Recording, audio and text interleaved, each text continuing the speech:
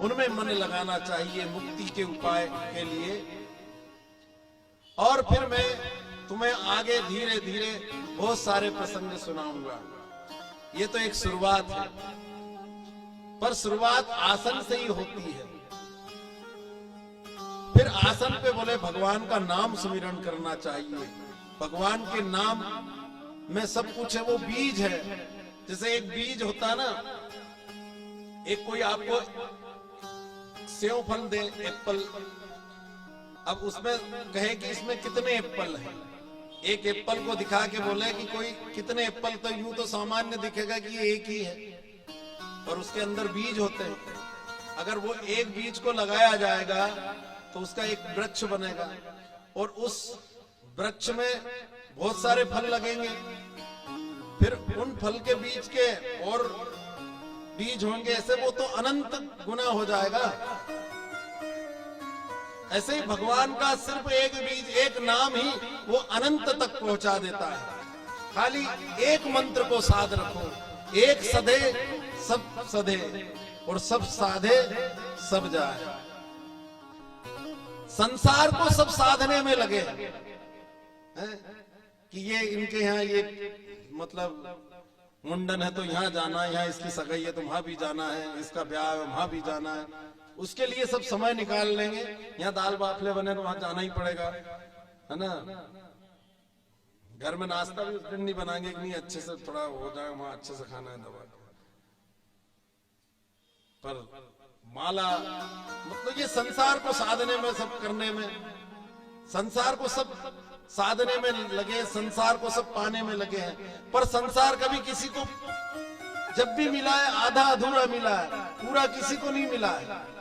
सब सुख संसार में किसी को नहीं मिला है, पर भगवान जब भी जिसको मिला है, जहां भी मिला है, वो पूरा की पूरा मिला है। चाहे वो फिर मीराबाई हो या कर्माबाई हो, ऐसे सब बहुत सारे उदाहरण हैं। इसलिए उनको नाम, उनका नाम ही पकड़ रखो। और फिर उनका प्रश्न था कि ये संसार प्रपंच कैसे, तो उन्हें भगवान के पहले अवतार बताते हैं कि भगवान के 24 अवतार होते हैं हर कल्प में, हर युग होता है। समय की काल गणना है कि सतयुग, त्रेता, द्वापर, कलयुग, ये खत्म, कलयुग खत्म होगा, फिर प्रलय हो जाता है। पृथ्वी पर बोले पानी पानी हो जाता है। ये प्रकृति का बदलाव होता है। प्रकृति धीरे धीरे खराब होती जाती है, मनुष्य ही इसको खराब करता है। और जीव प्रकृति को अधीन है, प्रकृति परमात्मा को अधीन है। ये प्रकृति परमात्मा से ही चलती है। जो नदियां बह रही है, जो वनस्पतियां हैं, जो फल सब्जियां जो सब उग रही, प्रकृति से उनमें धूप मिलती तो अन्न हो रहा है, तो हम खा भी रहे तो जी रहे। अब सोचो कभी अन्न ही नहीं होगा, पानी भी नहीं रहेगा, तुम कब तक जियोगे? जब हवा ही दूषित बहुत हो जाएगी। अभी कोरोना में हवा का मतलब समझ में आ गया, ऑक्सीजन। अब पेड़ पौधे तो बहुत कम बचे, किसान ने भी खेतों में से काट दिए, नहीं रखते कि फसल खराब होगी, नहीं तो सबकी मेड़ पे आम का पानी भी गिरता तो वही पानी बैलों को, गायों को पिलाने के लिए वही होता था। जो पानी घर में भी डुलता था तो वही चला जाता था।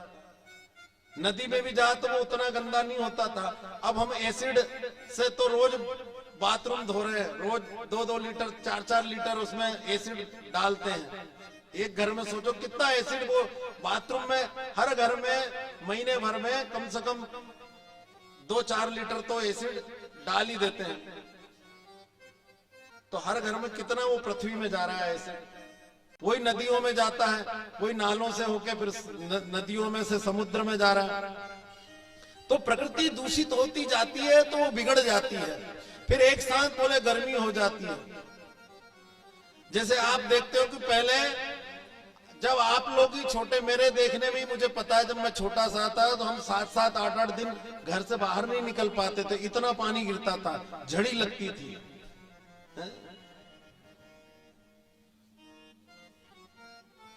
और आजकल का मौसम तो मतलब ऐश्वर्या राय जैसा हो रहा है, मतलब चेहरा दिखाए और गायब। मुंबई का फैशन और मालवा का मौसम कब बदल जाए कह नहीं सकते, मौसम ऐसा हो गया। तो ये प्रकृति है, धीरे धीरे प्रकृति बिगड़ेगी तो फिर प्रलय हो जाएगा, जीव बचेंगे नहीं, फिर कुछ भी नहीं रहता, सिर्फ जल जल होता है। और जब जल होता है, गर्मी इतनी होती कि समुद्र का सब जल भाप बन के ऊपर आसमान में चला जाता, पृथ्वी एकदम सूखी हो जाती, ज्वालामुखी फटते हैं। और जब उसकी गर्मी एकदम शांत होती थी, इकट्ठा फिर कई सालों तक पानी गिरता रहता है, गिरता रहता है, इतना गिरता है कि पूरी पृथ्वी जलमग्न होती है और उसमें कोई जीव नहीं होता। फिर वो स्वतः अपने आप प्रकट होता है, सृष्टि की उत्पत्ति होती है। अब सृष्टि की उत्पत्ति कैसे होती है, ये बहुत ब्रह्मांड की उत्पत्ति कैसे होती है, इसमें बड़े बड़े वैज्ञानिक लगे हैं कि ये जगत कैसे बना है। तो उसका श्रीमद् भागवत में कितना सरल उत्तर दिया है उन्होंने कि वो सहज रूप में होती है। जैसे आपने घर में कहीं पानी भरा रहता है, कोई आप में कटोरे में, कोई बाल्टी में आप पानी खुले में 8-10 दिन तक अगर भरा हुआ है, ध्यान देना ये बात पे। ये नहीं कि जब नाचो तभी तुम कथा सुनो, मतलब भजन सुनाओ, जब कथा आए तब इसमें सब विषय आएंगे आपके। तो घर में पुराना पानी कहीं भरा रहता है तो आपने देखा है कि उसमें कोई आप बाहर से लाके जीव थोड़ी डालते हैं, वो अपने आप में उसमें जीव ऐसे एकदम इल्ली जैसे एकदम बहुत तेज चलने वाले से कुछ छोटे छोटे पड़ जाते हैं, फिर उसमें से मच्छर होकर वो उड़ जाते हैं, जीव पड़ जाते हैं उसमें। तो वो जीव कहां से है, अपने आप में, पानी में से ही वो जीव उत्पन्न होता है।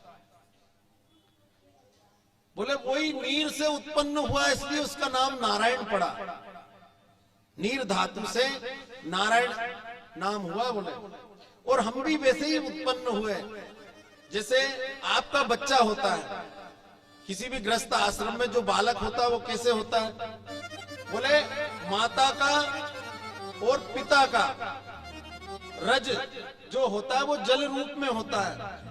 एक कण माता का, एक कण पिता का, जब वो दो बूंद जल की आपस में मिलती है तो उसमें जीव का संचालन होता है।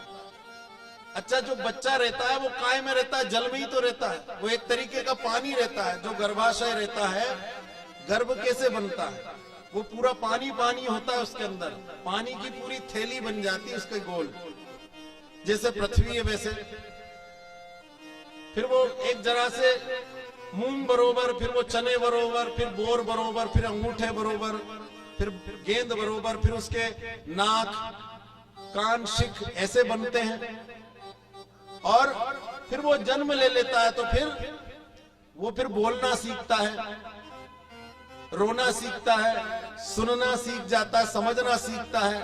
फिर उसके दांत आते हैं, फिर उसके बाल आते हैं, फिर दाढ़ी मूछ जाती है, फिर पप्पू रहते हैं, पप्पू से फिर पापा हो जाते हैं, फिर पापा से दादा हो जाते हैं, है ना, और दादा से फिर परदादा हो जाते हैं, फिर पितृ हो जाते हैं। यही जीवन है। जैसे शोरूम से तुम गाड़ी लेके आओगे एकदम पेटी पैक, तो फिर वो जैसी लाते हैं वो धीरे धीरे पुरानी होती जाती है और एक दिन खत्म हो जाती है। ऐसे हमारा और ऐसी प्रकृति है, यही बनती है। ये जगत अपने आप में ही उत्पन्न होता है और अपने आप में ही समाप्त होता है, पर इस प्रकृति को जो संचालन, जो पालन करता है वो भगवान नारायण है।